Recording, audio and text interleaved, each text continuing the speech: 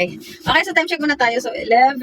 Anong oras na ba? Wala, 11 na pala. So, ngayon ay December 19. Okay, so bago tayo umakyat, mag-vlog muna tayo ngayon. Ayan, so hello mga kasari, mga katendera. Good evening po sa inyong lahat. Maulan na gabi. Kasi umuulan dito ngayon sa amin. Palagi na lang umuulan. Araw-araw umuulan dito sa amin. Hindi maganda yung panahon dito sa amin. Tapos, may bagyo pa yata. Ay, nako, maulan yung Pasko natin ngayon. Sana naman bukas, hindi na umulan. Kasi magpapalaba kami. Wala na kaming isusukot. Lagi nang umuulan. Ang dami na naming lakbahin. Okay, so ayan. Kumusta kayong lahat?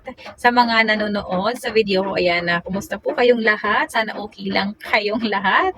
And welcome na din dito sa ating YouTube channel, dito sa ating Sari-Sari Store. So welcome po kayong lahat sa channel natin. Okay, so ano nga ba yung pag-uusapan natin? Ayan, ito naisip ko lang naman bago ako umakyat. Gusto ko muna magbigay ng tips sa inyo, sa mga gusto magtindahan, sa may tindahan, sa nag-uumpisa pa lang magtindahan, sa sa may tindahan na pero baguhan lang sa pagtitindahan. Ayan, gusto ko muna mag-iwan ng dalawang tips sa inyo para iwas lugi. Hindi malugi yung store natin, yung tindahan natin na tinayo. Para hindi masayang pinuhunan natin, para hindi tayo malugi. Dalawang tips lang muna yung ibibigay ko. Marami namang tips na pwede natin gawin para iwas lugi. Pero dalawa lang yung ibibigay ko sa inyo para hindi na humaba yung vlog natin. Sa ibang araw na lang yung iba ina-share ko ng mga tips para iwas lugi sa ating mga sari-sari store. So, unang-una, ano ba yung tips? Unang-una yung tips na ibibigay ko sa inyo is lagi nyo i-check yung mga resibo. Bakit ko sinabi na lagi nyo i-check yung mga resibo? Kasi na-experience ko yan. Nalugi talaga ako dyan. Ilang beses na. Kaya kasi nasabi ko sa inyo na lagi ninyo i-check yung mga resibo dahil dyan malulugi yung tindahan natin. Kasi ito ganito. Halimbawa ngayon bumili ka ng sabihin na natin, ano ba yung bilhin, halimbawa ngayon, bumili tayo ng mantika. Kasi pataas ng pataas ngayon yung mantika. So, ngayong araw, bumili tayo ng mantika. So, alam na natin na ganyan yung price. Halimbawa, 1,630 isang jug ng mantika. Tapos, syempre, nakatatak na sa isip natin na, ay, ganun yung price ng isang jug ng mantika. 1,630. So, tayo, compute tayo. So, alam na natin kung magkano yung puhunan. Tapos, makakapag na tayo. May presyo na tayo kung magkano natin ibebenta yung price ng mantika. Halimbawa, isang bote, magkano ba yung benta mo? Halimbawa, 50 pesos, isang lapad. Tulad dito sa amin, isang lapad, 50 pesos. Binebenta ko kasi syempre nag-increase na nga. Halimbawa na lang, dati is 40. Halimbawa, 40 yung benta mo. Ngayon, 40 ngayon. Halimbawa 40 ngayon kasi old price pa nga. Dati is 40 pa lang naman yung mantika ko. Paano kung naubusan ka ng mantika tapos ang laki ng tinaas, tumaas ng 200 sa isang jug.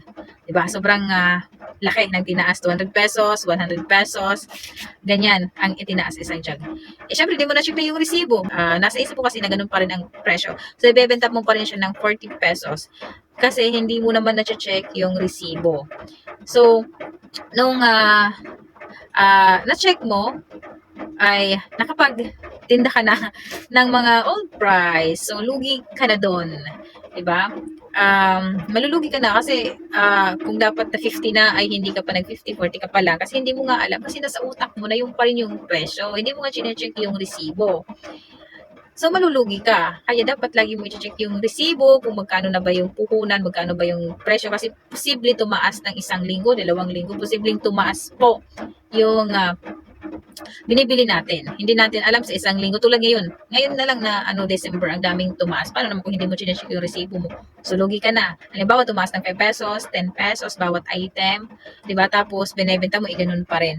So, lugi ka na, wala kang tinubo doon. Diba? So, malulugi yung tindahan mo kung palaging ganun, hindi mo check yung resibo.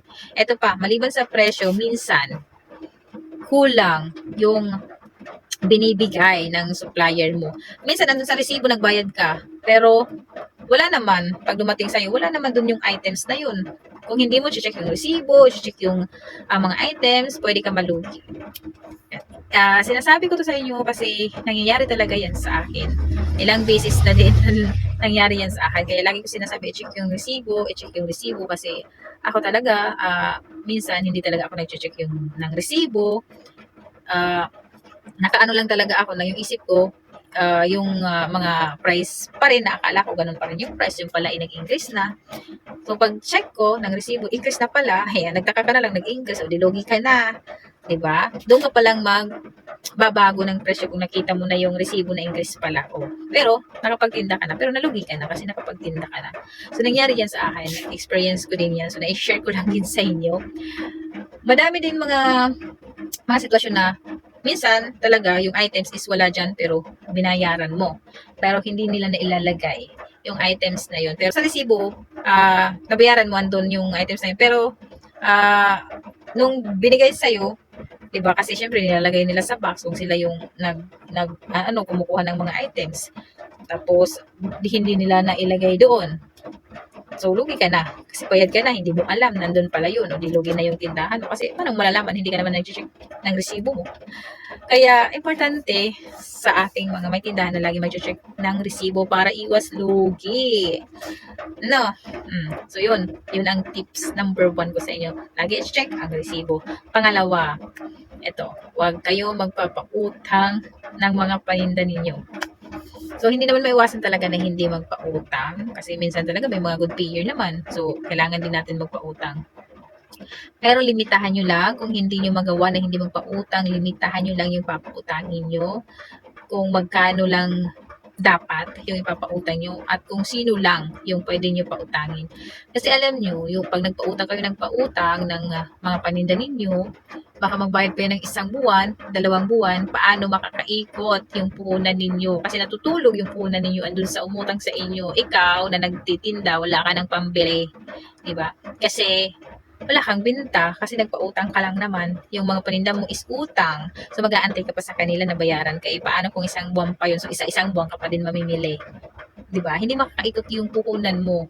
Kaya dapat kung maaari lang iwasan ninyo magpautang. Kung hindi niyo kaya na hindi magpautang talaga sa tindahan ninyo, piliin niyo na lang kung sino yung pautangin ninyo, yung nagbabayad talaga at huwag yung matagal na nagbabayad. Kung kaya bayaran ng 1 linggo, ayun, pwede kayo magpautang. Mahirap magpautang kung yung umutang sa'yo 1 buwan pa yun or 2 buwan pa bago magbayad sa'yo. Natenga na yung yung puhunan mo, nasa kanya na yung puhunan mo, wala sa'yo yung pera, nasa labas yung pera. Hindi mo mapapaikot yung puhunan mo. Kasi wala kang cash na hinahawakan, hindi ka makakabili ng mga paninda. Paano ka makakabili ng mga paninda kung wala ka namang cash? Wala namang benta kasi puro utang, puro nalabasan na lang yung yung paninda mo na walang pera, walang benta, di ba? So hindi ka makakapamili. So malulugi din yung tindahan mo. May posibilidad na magsara ka pa. Kasi kung wala ka nang pambili ng paninda, o di wala nang bibili sa'yo kasi wala ka nang titinda. Diba? So malulugi ka na. Doon mag-uumpisa din yung pagkalugi din ng tindahan. Madami na ng tindahan na dahil sa utang ay nalugi yung kanilang tindahan. Kaya ako, hindi naman talaga na as in hindi ako nagpapautang. Kasi syempre hindi ko naman maiwasan hindi magpautang. Syempre may mga kakilala ka na maganda naman bayad. So kailangan mo sila pagbigyan, utangin mo sila. Pero maiba din naman na hindi matagal magbayad, hindi nagbabayad, huwag mo na silang pautangin, huwag mo na paulitin. Diba? Pero kung kaya mo na hindi magpautang, mas maganda. Hindi ka magpapautang para yung pera mo, lahat is na tindahan mo lang. Kasi kung magpautang ka, wala sa'yo ang pera nasa umutang sa'yo. Natutulog ang pera sa kanila. So, hindi yan lalago yung tindahan natin kasi wala na tayong pambili ng paninda. O, di ba? Paano naman tayo bibili ng paninda kung wala naman tayong pera? Kasi syempre, mag-aantay pa tayo na bayaran nila tayo. So, posible magsara yung tindahan mo kasi wala nang paninda. So, yun.